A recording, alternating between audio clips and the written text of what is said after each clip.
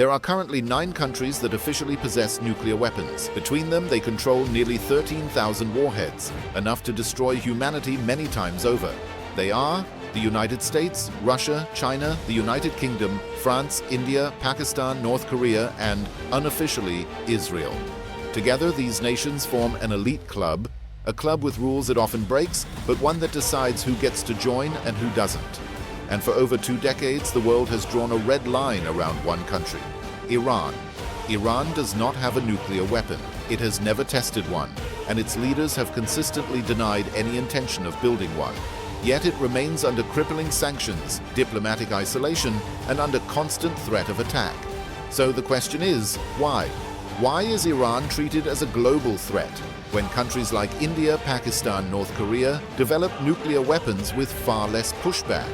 Why does the world tolerate Israel's undeclared arsenal, but panic over Iran's peaceful nuclear program? Is it really about weapons, or is it about something else?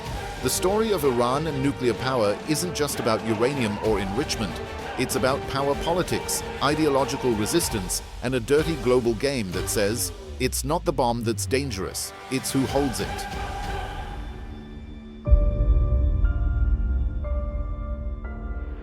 It might surprise many to learn that Iran's nuclear program didn't begin in defiance of the West, but with its blessing. In the 1950s, under the US-backed Shah Mohammad Reza Pahlavi, Iran joined the American-led Atoms for Peace initiative. It received training from MIT. Reactors were built with US technology. And by the late 1970s, Iran had ambitious plans to build 23 nuclear power plants. At the time, Iran was a strategic partner. Its nuclear ambitions were seen as a symbol of progress, a sign of responsible modernity. Then came 1979. The Islamic Revolution overthrew the Shah. The new government rejected US influence. The American embassy was seized, and Iran became an ideological enemy of the West. Overnight, nuclear energy, once celebrated, became suspicious. Suddenly, the very same program was rebranded as a possible path to the bomb. In 2002, an Iranian dissident group revealed secret enrichment facilities in Natanz and Iraq.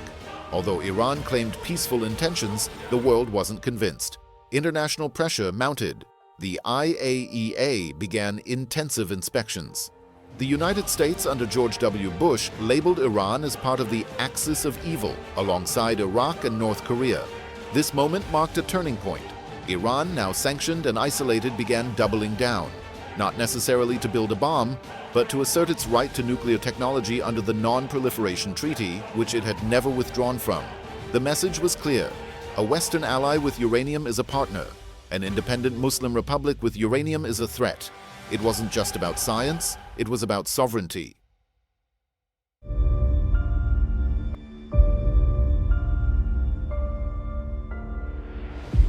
The world's first nuclear weapon was detonated in 1945. By 1949, the Soviet Union had its own. And by the late 1960s, the nuclear club had grown large enough that the rest of the world tried to stop it from growing any further. In 1968, the Nuclear Non-Proliferation Treaty, or NPT, was introduced. Its promise was simple. Countries that had nuclear weapons would work toward disarmament. Countries that didn't agreed not to pursue them. In return, they would get access to peaceful nuclear technology. Over 190 countries signed the NPT. Iran signed it in 1968 and ratified it in 1970. It has remained a member ever since. But here's the catch. Not everyone played by the same rules. India, Pakistan, and Israel never signed the NPT. All 3 went on to build nuclear weapons. North Korea signed it, but then withdrew in 2003. By 2006, it had detonated its first nuclear bomb. None of these states faced the level of sanctions, military threats, or international condemnation that Iran has. So the question becomes, if the NPT is supposed to prevent new weapons, why does the international community tolerate known nuclear outliers, but panic over Iran, which hasn't even crossed the line? Take Israel, for example. It is widely believed to have between 90 and 200 nuclear warheads. It has never signed the NPT, has never allowed international inspections, and maintains a policy of nuclear ambiguity, neither confirming nor denying its arsenal. And yet, no sanctions, no diplomatic outrage, no UN emergency meetings. Why? Because Israel is considered a strategic Western ally. This is the uncomfortable truth of global nuclear politics. The issue isn't just who has the bomb, it's who is allowed to have it. If you are aligned with the West, your nukes are called deterrents. If you are not, they're labeled provocation. And this brings us back to Iran. Iran, unlike India or Israel, has never detonated a bomb, yet it is treated as the most dangerous. Not because of what it has done, but because of what it could do. Because if Iran gets the bomb, it wouldn't just gain military leverage. It would gain geopolitical independence. It would no longer be vulnerable to foreign invasion. It would no longer be easy to isolate or coerce. And in a world that rewards submission and punishes resistance, that might be the real red line.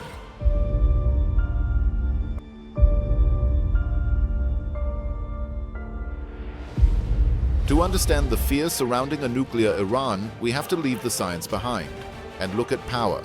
Because a nuclear weapon is more than just a bomb. It's a shield, a bargaining chip, and in many cases, a ticket to sovereignty.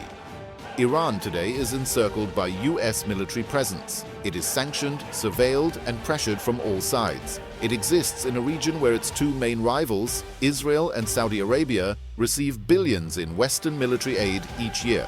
Yet despite this, Iran has managed to become one of the most influential powers in the Middle East. Not through conventional military strength, but through a network of proxies and partnerships. This network, what analysts call the axis of resistance, has allowed Iran to extend its reach from the Persian Gulf to the Mediterranean.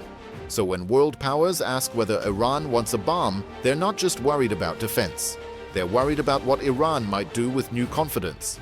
A nuclear-armed Iran could deter Israeli or American airstrikes, shield its allies under a nuclear umbrella, dictate terms in Gulf politics, disrupt the oil trade without fear of full-scale retaliation. And unlike North Korea, Iran wouldn't be isolated, it would be empowered. And then there's ideology. Iran's leadership rejects not only Western interference, but the very legitimacy of the post-World War II order. It openly opposes Zionism, US hegemony, and dollar-centric globalization. A nuclear weapon wouldn't make Iran reckless. It would make Iran untouchable, and that's the real fear. Not that Iran would use a bomb, but that it wouldn't need to, because the existence of the weapon itself would shift the entire regional chessboard.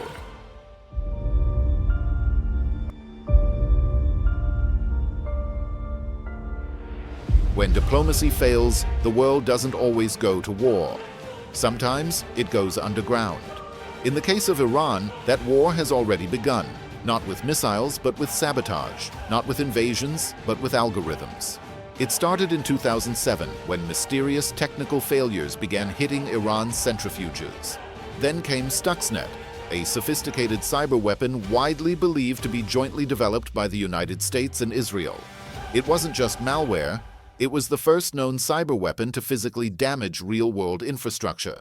Stuxnet destroyed nearly 1,000 centrifuges at Natanz, without a single missile being fired. It marked the dawn of digital warfare against nuclear development. Then came the assassinations. Between 2007 and 2020, at least 6 Iranian nuclear scientists were assassinated, some by car bombs, others by remote-controlled weapons.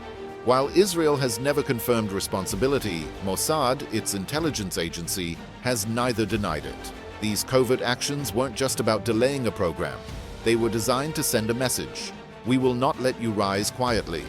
While the covert war waged on in the shadows, another tool was being deployed in broad daylight: sanctions. Since the early 2000s, the United States and European Union have imposed sweeping economic restrictions, blocking Iranian oil exports, disconnecting Iran from the SWIFT banking system, crippling access to medical and humanitarian goods, banning dual-use technologies for civilian or military purposes. By 2012, Iran's economy was in freefall. Its currency, the rial, lost more than 60% of its value. Inflation soared, and the average Iranian family, unaffiliated with politics, was paying the price. These were not targeted sanctions. They were blanket economic warfare, meant not just to stop uranium enrichment, but to break the will of an entire nation. And yet, Iran didn't surrender. Instead, it pivoted. It adapted. It turned to barter systems with China, developed domestic industries, and slowly began building a resistance economy. Iran's response wasn't perfect, but it was strategic. Because to Iran, this wasn't just about centrifuges or inspections. It was about survival in a world where power is protected, but independence is punished.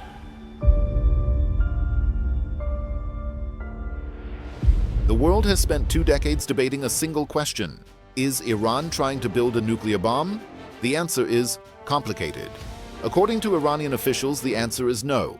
Iran insists that its nuclear program is purely for civilian energy, medical research, and isotopic production. And under the Non-Proliferation Treaty, NPT, Iran has every legal right to do this. Even uranium enrichment, up to 3.67% purity for power reactors, is allowed. But in recent years, Iran has gone further. Today, Iran is enriching uranium at 60% purity, just one technical step below weapons grade, which begins at 90%. At 60%, Iran can't yet build a bomb, but it's alarmingly close. So is this evidence of a secret weapons program? Not necessarily. Nuclear experts say Iran's real strategy might be more subtle. Strategic ambiguity. By approaching but never crossing the weapons threshold, Iran keeps the world guessing. It gains bargaining power in negotiations, and more importantly, it gains deterrence without provoking war. But critics argue that Iran has already gone too far. They point to secret facilities uncovered in Natanz and Fordow, suspicious missile testing, refusal to allow certain IAEA inspections. Even some Iranian political figures have hinted at reconsidering nuclear doctrine if threats continue. And yet, there's a missing piece. Weaponization, the process of building and miniaturizing a bomb, is distinct from enrichment. It requires bomb design, weaponization of fissile material delivery system integration. And there's no conclusive evidence that Iran has restarted those steps. In 2007, all 16 U.S. intelligence agencies jointly assessed that Iran had halted its weapons program. In 2011 and 2015, the IAEA echoed similar conclusions. So where does this leave us? Iran today is a nuclear-capable state, but not yet a nuclear-armed one, and that might be the point.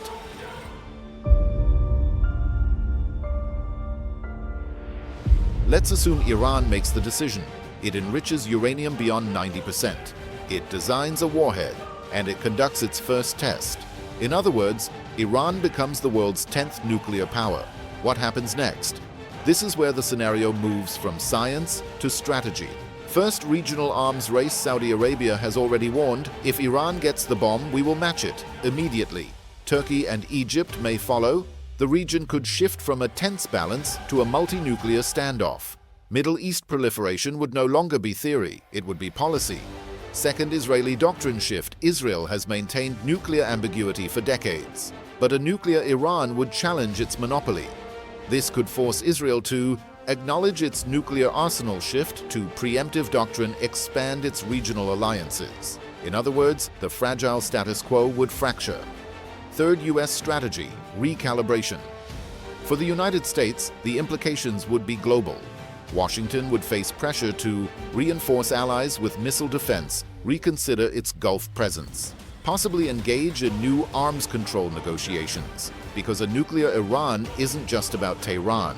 It's about every U.S. base, ally, and interest from the Red Sea to the Caspian. But there's another possibility. Just as nuclear weapons prevented open war between the U.S. and USSR, could a nuclear Iran create regional deterrence? Could it actually bring stability through balance? Some analysts believe so. When both sides can inflict unacceptable damage, war becomes too costly to risk. Diplomacy becomes more urgent. This is the paradox of nuclear politics. Weapons of mass destruction often become instruments of restraint. If Iran builds the bomb, the world will not end, but the world order will shift. It would mark the first time a nation under heavy sanctions, global isolation, and military encirclement built a nuclear weapon without Western permission. And that precedent alone could open the floodgates, not just for weapons, but for rejection of the global status quo. In the end, this was never just about uranium, about control, about who gets to write the rules and who's punished for refusing to follow them.